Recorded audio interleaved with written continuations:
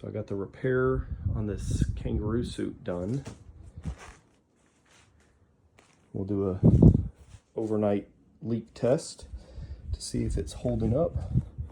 But the repair is actually up underneath here. Actually, it's on the front side. So it starts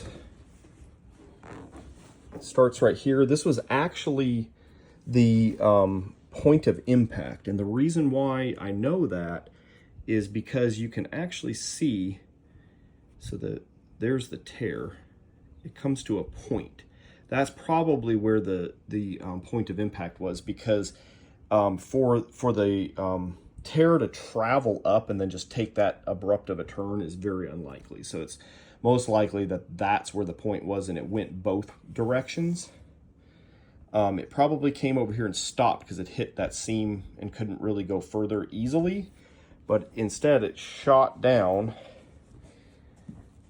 came around the front of the leg, came all the way to the crotch, and went across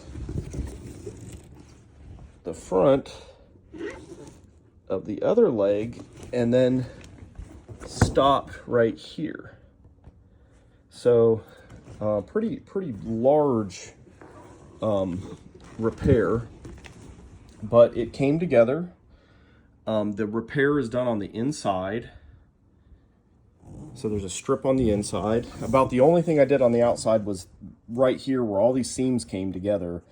I had a little bit of this same red. I didn't have much. All I had was a swatch of this particular latex, and because it's not a radical rubber or a Supatex, it's actually like a Chinese latex red. So trying to match it was going to be tricky. But anyways, then, so that's really the only spot where it's got a reinforcement. And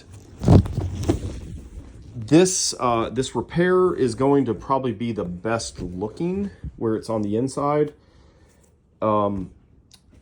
If the person really wanted to overinflate, which honestly I don't recommend, because once it's got this sort of repair, if you overinflate, one of the dangerous things is that wherever you have seams, they're not going to stretch as much.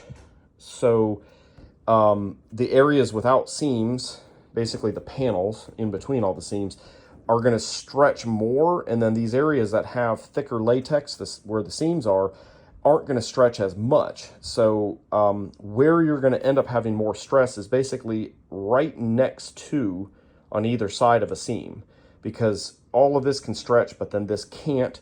And actually where the real stress comes is when you get where you have seam crossing. So like, that's why that one spot has the reinforcement right there, is because there's so many seams that come together right there. It kind of focuses. But anyways, yeah, I think, this is the best kind of approach, doing an internal repair like I did, to try to keep the aesthetics as best as possible, because you've got the original latex. You don't have a strip that is going to be on the outside that's going to be as noticeable. Because, for example, even like this,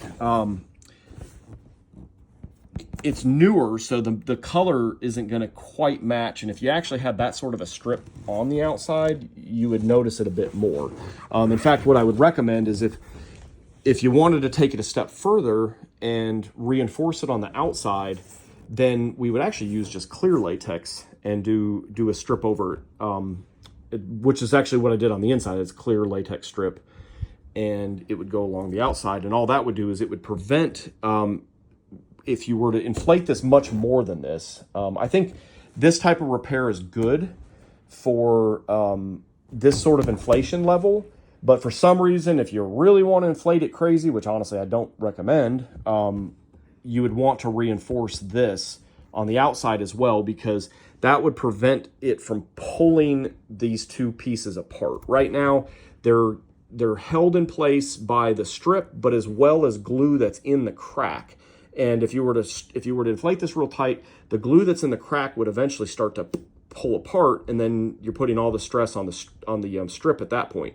If you had another piece on the outside of the suit, then you've basically doubled it up, and you're really at that point you're not relying on just the one side and the glue in the gap. You basically have repair inside outside, and that's going to be super strong. So anyways, I'm pretty happy with how it turned out, and it looks like it's holding up.